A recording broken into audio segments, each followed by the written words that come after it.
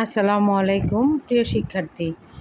আজ আমি তৃতীয় শ্রেণীর প্রাথমিক গণিতের ৭৭ পৃষ্ঠা করে দেখাবো। ৭৭ পৃষ্ঠার ১ নংয়ের যে খালি ঘরগুলো আছে এই খালি ঘরগুলো করে দেখাবো। দেখো এই যে এখানে খালি ঘর পূরণ করি। এই ১ নংয়ের এই ৪টা অঙ্ক আমি আজকে করে দেখাবো। তো চলো দেখা যাক। এখানে দেখো আমি এগুলো সমাধানগুলো করে রেখেছি। দেখো এখানে 18/6 × 7 আমি এটা উঠিয়েছি, বইয়ের মধ্যে যে ছিল এটা আমি কিন্তু দেখে দেখে এই যে উঠিয়ে নিয়েছি। গাণিতিক বাক্যে যদি তোমার ভাগ এবং গুণ থাকে তাহলে আমরা বামে যেটা থাকবে সেটার কাজ আগে করব। তাহলে এখানে আছে 18/6 × 7, তাহলে আমি এই ভাগের কাজটুকু আগে করব।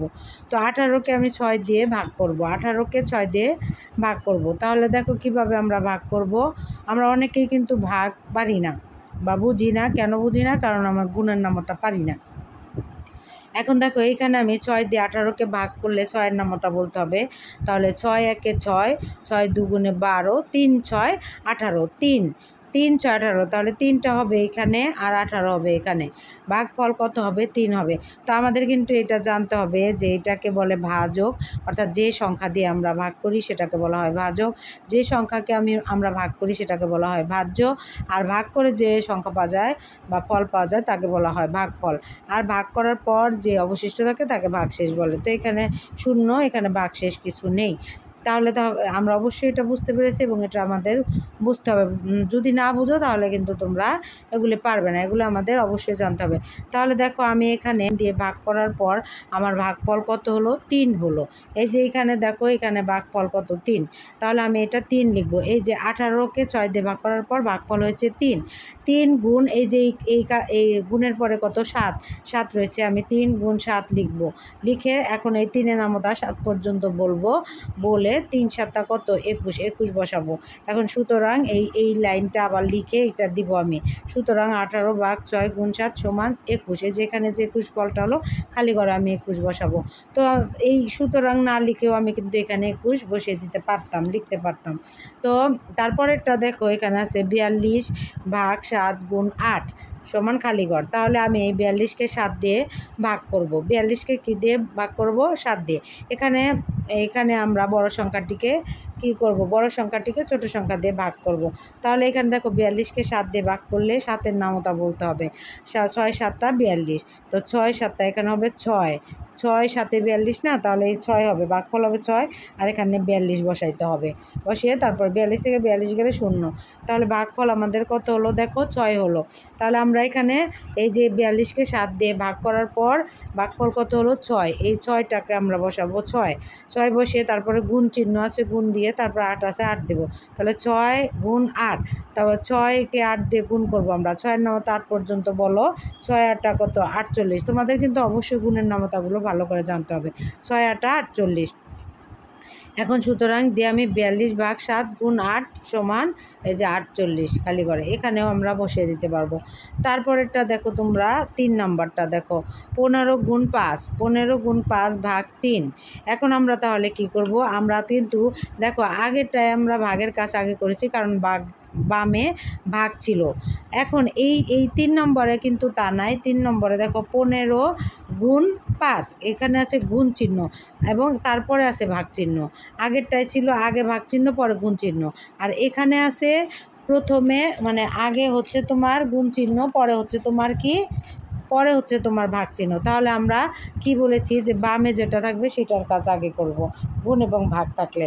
তাহলে এইখানে দেখো এখানে গুণ আছে 15 × 5, এটার কাজ আমরা আগে করব। তাহলে 15কে 5 দিয়ে গুণ করলে আমরা যদি 15-র নামতা পারি তাহলে 5 15 75, 5 15 কত? 75। আর যদি আমরা না পারি তাহলে আমরা এই যে 15কে 5 দিয়ে গুণ করব। তাহলে 5-এর নামতা 5 পর্যন্ত বলবো। 5 5 25, 25-এর কত হবে? 5, হাতে কত থাকবে? 2। তারপরে 5-এর নামতা আবার 1 পর্যন্ত বলবো। 5 1 5, আর হাতের যে 2 রইল 5 6 7, এই 75 হবে। দেখো তারপরে তাহলে এখানে কত হলো? 5 15 75 আমি বসালাম। বসিয়ে তারপরে ভাগ চিহ্ন আছে, ভাগ দিলাম। তারপরে এখানে 3 আছে, 3 লিখলাম। তা এখন আমি 75কে 3 দিয়ে ভাগ করব। দেখো 75কে 3 দিয়ে ভাগ করলে কিভাবে ভাগ করতে হবে? 3, এই দেখো 3 এখানে হচ্ছে ভাজক, এটা হচ্ছে ভাজ্য। তাহলে 3 দিয়ে 75কে ভাগ করলে প্রথমে আমি দেখব যে এখানে এই যে ৭৫ সংখ্যাটা, এটার মধ্যে আমি প্রথম সংখ্যাটাকে দেখব আগে ৭। ৩-এর চেয়ে ৭ কি বড় আছে? যদি ৩-এর চেয়ে ছোট হতো তাহলে আমি 2টা সংখ্যা নিতাম, কিন্তু যেহেতু 3-এর চেয়ে 7 বড়, কিংবা সমান হলেও হতো, সমান হলেও একটা সংখ্যাকেই ভাগ করতাম। তাহলে 3 দিয়ে 7কে ভাগ করলে কত হবে? 3 দুগুণে 6। যদি আমি 3 3কে 9 3 বার দিই তাহলে 9 বেশি হয়ে যায় 7-এর চেয়ে, এজন্য আমি 2 বার দেব। 3 দুগুণে 6 লিখব। 6 লিখে এখন 7 থেকে 6 বাদ দিলে কত থাকে? 1, মানে বিয়োগ করলে 1 থাকে। তারপর দেখো তোমার এখানে এই 5টা আমি নিয়ে আসবো, এখানে কেটে আনবো। তাহলে কত হলো? 15। এখন 3-এর নামতা বলে আমি 15 মিলাবো। 3 5 15। 3-এর নামতা 5 পর্যন্ত বললে 3 5 15। 3 1 3, 3 দুগুণে 6, 3 3 9, 3 4 12, 3 5 15। তাহলে 5 এখানে বসালাম, বসিয়ে 15। 15 থেকে 15 বাদ দিলে 0। এখন এখানে আমার ভাগফল কত হলো? 25 হলো। তাহলে আমি এখানে দেখো 75কে 3 দিয়ে ভাগ করলে কত হলো? 25 হলো। 25 বসাবো। তাহলে সুতরাং এখানে কি লিখবো আমি? 15 গুণ 5 ভাগ 3 সমান 25। এখানেও 25 লিখলে হবে। তারপরেরটা দেখো 4 নম্বরে কি আছে? 4 নম্বর আছে 72 ভাগ 8 গুণ 10 সমান খালিঘর। তাহলে এখানে এই যে 72কে আমি 8 দিয়ে ভাগ করব। 8 দিয়ে ভাগ কীভাবে করব? দেখো এই যে 8 দিয়ে ভাগ করছি। 8-এর নামতা তুমি দেখো, 8-এর নামতা বলবে তুমি 8। 8 নং 72। 8-এর নামতা জানতে হবে। 8 নং 72। 72 লিখলাম। এখানে 9, এখানে 72। এখন দেখো তাহলে এই 72কে 8 দিয়ে ভাগ করলে কত হলো? 9 হলো। 9 গুণ কত আছে? এখানে 10। 10 বসাবো। তাহলে এই 10কে 9 দিয়ে গুণ করলে 9 10 90।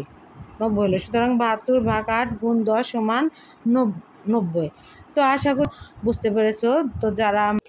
তো যারা আমার ভিডিওগুলো প্রতিনিয়ত দেখছো এবং আমার ইউটিউব চ্যানেলটি সাবস্ক্রাইব করেছো, তাদেরকে অসংখ্য ধন্যবাদ। যারা এখনও করেনি তারা সাবস্ক্রাইব করবে এবং আমার পেজটি ফলো দিবে।